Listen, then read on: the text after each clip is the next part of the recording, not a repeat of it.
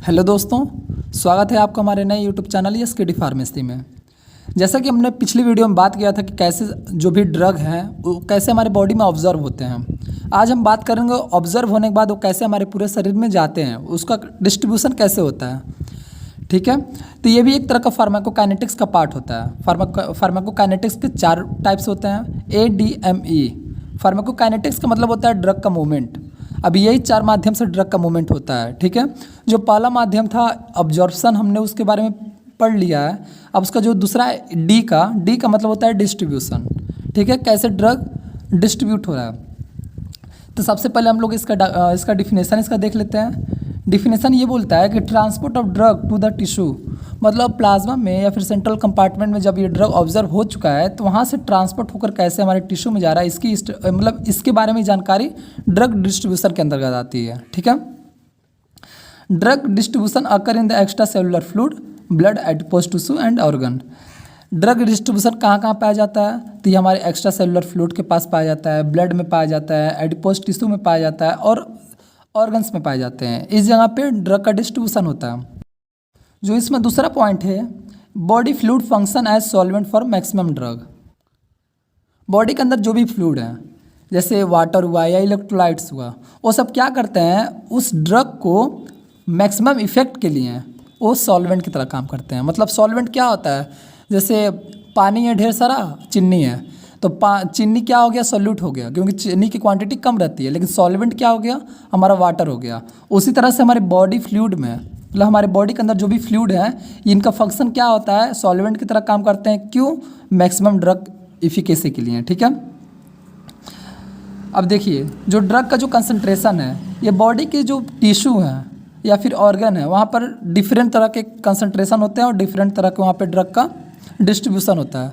कहीं पे ज़्यादा चाहिए, कहीं पे कम चाहिए, कहीं किसी का कंसंट्रेशन ज़्यादा है इसलिए वहाँ पे डिस्ट्रीब्यूशन नहीं हो पाता है अच्छे से, कहीं का कंसंट्रेशन कम है तो वहाँ पर बरोबर पहुँच जाता है। तो वही ये लाइन बोल रहा है, different body tissue and organ have different concentration of drug. ठीक है, ये था हमारा डिस्ट्रीब्यूशन। अब हम लोग इसके फैक्टर जान लेते हैं कि फैक्टर कौन कौन से इसको अफेक्ट कर सकते हैं। तो जो इसका पहला फैक्टर है वो है एज। एज में हमने इसमें लिखा है इन्फेंट।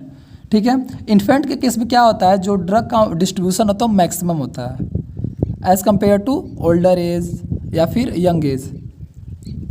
लेकिन प्रेगनेंसी के टाइम में क्या होता है, जो प्लेसेंटा और यूटेरस के ग्रोथ होने की वजह से जो ड्रग का डिस्ट्रीब्यूशन होता है वो बढ़ जाता है। और ओबेसिटी में डाइट का, ड्रग इंट्रैक्शन, ये सब क्या करते हैं, हमारे जो ड्रग का डिस्ट्रीब्यूशन हो रहा है उस पर ये इफ़ेक्ट डालते हैं। ठीक है, ये था हम लोग का ड्रग का डिस्ट्रीब्यूशन किस तरह से होता है। अब डिस्ट्रीब्यूशन के बाद होता है मेटाबॉलिज्म, मतलब हमने फार्माकोकाइनेटिक में ADME के बारे में पढ़ा है। तो ए से हो गया ऑब्जर्प्शन, डी से हो गया डिस्ट्रीब्यूशन, अब एम से हो जाएगा मेटाबॉलिज्म। इसी एम को हम लोग कहते हैं बायो ट्रांसफॉर्मेशन। मेटाबॉलिज्म हो गया, उसके बाद से एक्सक्रीशन हो जाता है। तो ये एम से मेटाबॉलिज्म, इसके बारे में मेटाबॉलिज्म के बारे में हम लोग जान लेते हैं। मेटाबॉलिज्म क्या होता है, तो यहाँ पर ड्रग मेटाबॉलिज्म, बायो ट्रांसफॉर्मेशन, मतलब ड्रग मेटाबॉलिज्म को हम लोग बायो ट्रांसफॉर्मेशन भी कह सकते हैं। इसका डिफिनेशन क्या है, ड्रग का या फिर कोई फॉरेन सब्सटेंस का। ठीक है, जब कोई बायोलॉजिकल चेंजेस होता है, बायोकेमिकल चेंजेस अगर होता है हमारे बॉडी में, तो उस टर्म को हम लोग कहते हैं ड्रग मेटाबॉलिज्म या फिर बायो ट्रांसफॉर्मेशन। ट्रांसफॉर्मेशन मीन्स होता है मॉडिफिकेशन और बायो मीन्स लिविंग ऑर्गेनिज्म। मतलब हमारे बॉडी में जो भी फॉरेन सब्सटेंस है या फिर कोई ड्रग है, उसका कोई बायोकेमिकल चेंजेस हो रहा है तो उसको हम लोग कहते हैं ड्रग मेटाबॉलिज्म। ठीक है, ये ड्रग मेटाबॉलिज्म को जो सबसे मेन साइट होता है वो होता है लीवर। लीवर क्या करता है, ये कन्वर्जन ऑफ एक्टिव ड्रग को इनएक्टिव फॉर्म में कर देता है। ये क्या करता है, जो भी एक्टिव ड्रग रहता है उसको इनएक्टिव फॉर्म में कर देता है। तो फिर इसका एक और काम रहता है, ये कोई प्रोडक्ट है उस प्रोडक्ट को एक्टिव मेटाबोलाइट के रूप में कर देगा। यही होता है ड्रग का मेटाबॉलिज्म लीवर में। अब ये देखिए क्या होता है, जो अभी ये इसको मेटाबोलाइट कर रहा है तो इसमें कुछ एंजाइम भी इन्वॉल्व होते हैं। जैसे drug must enter the liver where many enzyme are acting upon, उसके ऊपर बहुत सारे ऐसे एंजाइम काम करने लगते हैं। साइटोक्रोम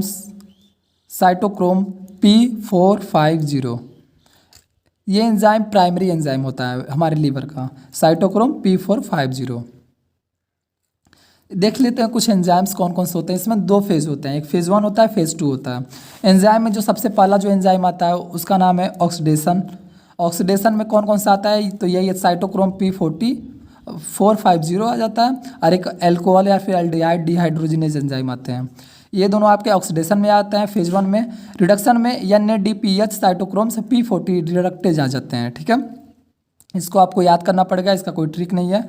इतना याद रखिएगा कि जो प्राइमरी आपके एंजाइम होते हैं वो आपके ऑक्सीडेशन के रूप में काम करते हैं, और जो NADPH साइटोक्रोम से P40 रिडक्टेज हैं वो आपके रिडक्शन के काम में करते हैं फेज़ 1 में। जो फेज़ 2 में आते हैं वो मिथाइल ट्रांसफरेज आते हैं, सल्फो ट्रांसफरेज आते हैं, और S ट्रांसफरेज एंजाइम आते हैं, ठीक है।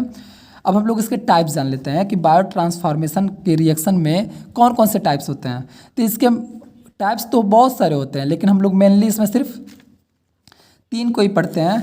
जो इसमें 3 है वो है, एक हाइड्रोलाइसिस है, एक रिडक्शन है, एक ऑक्सीडेशन है। अब ये रिएक्शन देखकर आप घबराइएगा मत, क्योंकि बहुत ही ज़्यादा इजी रिएक्शन इसका जो types of bio transformation reaction है, इसके 3 टाइप्स हो गए, हाइड्रोलाइसिस, रिडक्शन, ऑक्सीडेशन।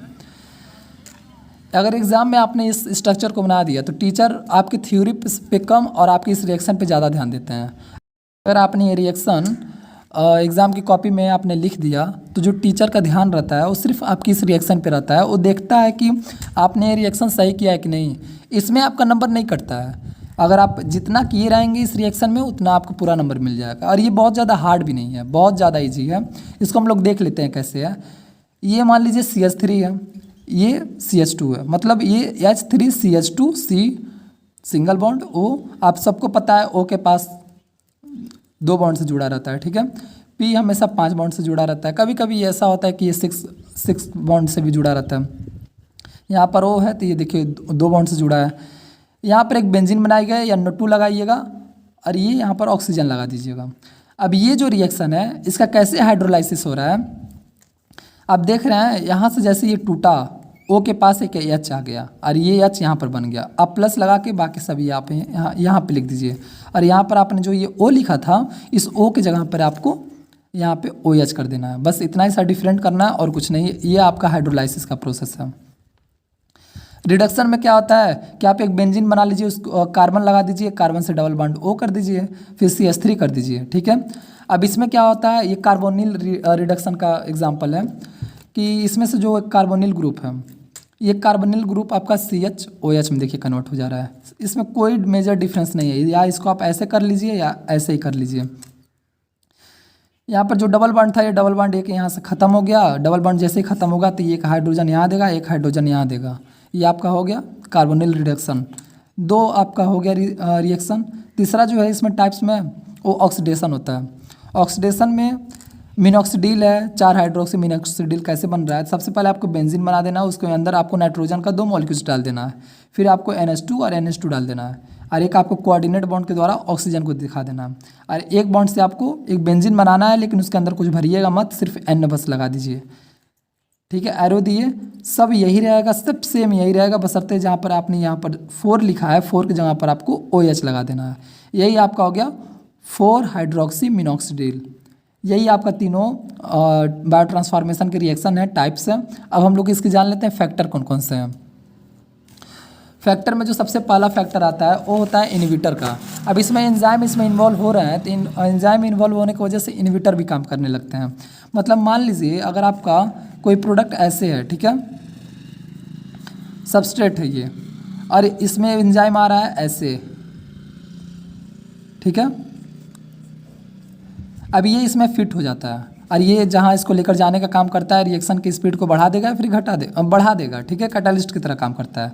लेकिन कभी कभी जो यहाँ पर इनहिबिटर हैं ये क्या करते हैं, इस सबस्ट्रेट की जगह सबसे पहले ही वो जाकर इसके साथ बाइंड हो जाते हैं, और जब इसकी जगह को ऑक्यूपाई कर लेंगे इनहिबिटर तो ये इसके साथ बाइंड नहीं हो पाता है, और इसके एक्शन को इनहिबिट कर देता है।